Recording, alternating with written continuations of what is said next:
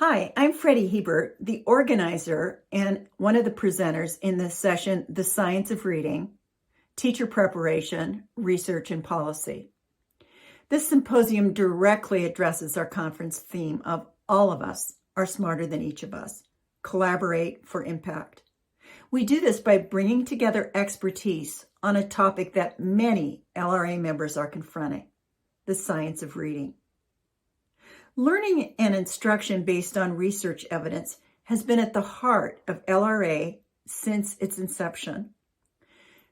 But the current use of the term science of reading has frequently been restricted to the first two of the 5 pillars identified by the National Reading Panel, phonemic awareness and phonics.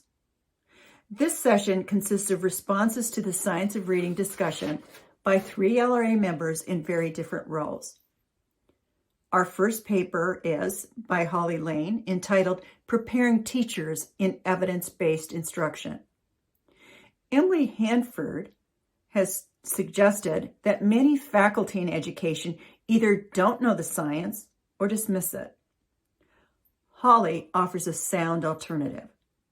Over an extended period, she has developed a teacher preparation program that involves teacher candidates in an evidence-based intervention. In the first semester, teacher candidates tutor a struggling reader for 20 or more sessions. In the next semester, they use the same instructional routine with a small group of challenged readers. Finally, teacher candidates work with students who have significant reading disabilities. The results of this teacher education program indicate that with evidence-based knowledge and skills, teacher candidates can be part of effective interventions and have a solid foundation on which to build classroom practice. In the second paper that I'm presenting, we're talking about research evidence, what we know and what we don't know. The science of reading is often conveyed as if its conclusions from science are complete and final. Yet in any science, especially one related to the complex process of reading, the questions of researchers evolve. A blog and video at Text Project will be available with additional information on the 5 topics, which I'm going to briefly overview here. The first, why orthography matters. English has a complex orthography that requires careful design and implementation with beginning readers. Second, what we know works in curriculum. Numerous reports and meta-analysis are clear in describing the need for beginning readers to become automatic in recognizing consistent and prominent grapheme-phoneme correspondences, GPCs. Third, what we know works in terms of instruction. One of the many research findings is that reading acquisition is supported when the GPCs taught in lessons appear in the words of the text that students are given for application and practice. Fourth, we also know some things that don't work. Evidence shows that some common practices, such as teaching children to focus on pictures for clues in decoding, don't support word recognition. Fifth, what we don't know yet.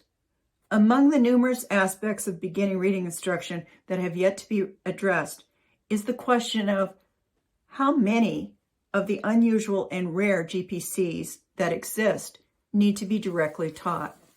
Our third paper is by Caitlin Dooley, entitled Bringing Evidence to Bear in Statewide Policies and Practices. As Deputy Superintendent for a large state, Caitlin is responsible for responses about the science of reading to parent and citizen groups, educators, and state legislatures. 3 perspectives underlie the message that she and her colleagues have crafted. First, the term evidence-based is used rather than the more polarizing term science of reading. Second, just as the challenges confronting educators are broad, so too are the literatures that inform solutions. Topics such as social awareness, engagement and interest, and language development. The final perspective is featured explicitly in all communications to stakeholders. And this is the message that the goal of policy and practice is to provide equitable learning opportunities for all students. Our discussant, Tim Shanahan, has had prominence in each of the three roles. As indicated by the title of his recent article in the special issue of RRQ on the science of reading, the article is entitled, "What Constitutes the Science of Reading Instruction?"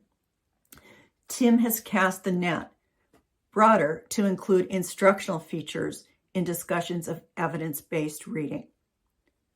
We are confident that the sharing of expertise that's going to occur in this session among LRA members, whatever their role in the educational enterprise, is going to be helpful in their responses in their local institutions and communities.